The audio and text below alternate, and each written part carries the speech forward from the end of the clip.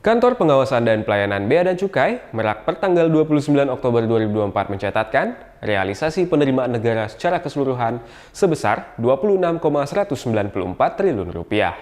Agus Amiwijaya mengatakan penerimaan negara tersebut didapatkan dari hasil penerimaan kepabeanan dan cukai, penerimaan dari pajak dalam rangka impor, dana sawit, dan pajak rokok.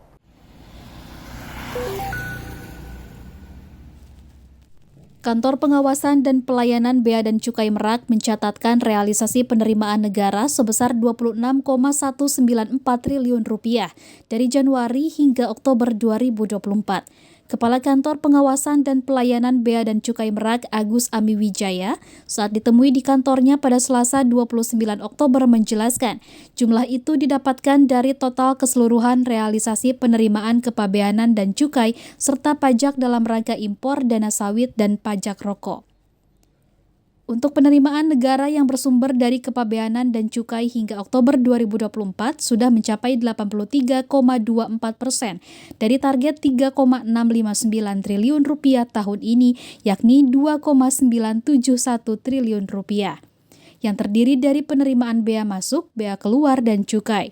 Adapun penerimaan bea masuk yang mencapai Rp2,570 triliun didorong kinerja impor nasional yang masuk melalui pelabuhan di Banten, didominasi komoditas jenis curah terutama migas, pakan ternak, besi baja, serta bahan baku industri kimia. Sedangkan penerimaan bea keluar sebesar Rp6,148 miliar ditunjang kegiatan ekspor non-migas berupa hasil CPO dan turunannya yang dilakukan perusahaan pengolahan hasil kelapa sawit di daerah Serang dan Cilegon. Lalu untuk penerimaan cukai sebesar Rp394,5 miliar ditunjang dari tumbuhnya permintaan daerah-daerah pariwisata dan akibat gencarnya pengawasan yang dilaksanakan petugas.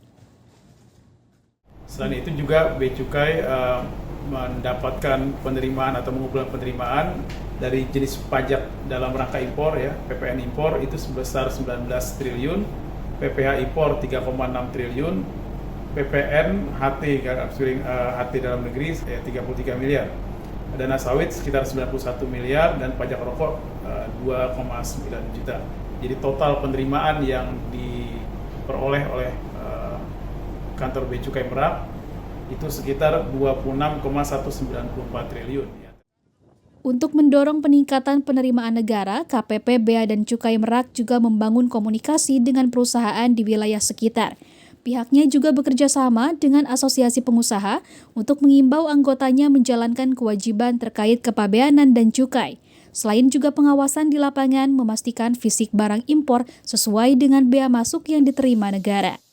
Dari Kota Cilegon, Banten, Susmiatun Hayati, Kantor Berita Antara, mewartakan.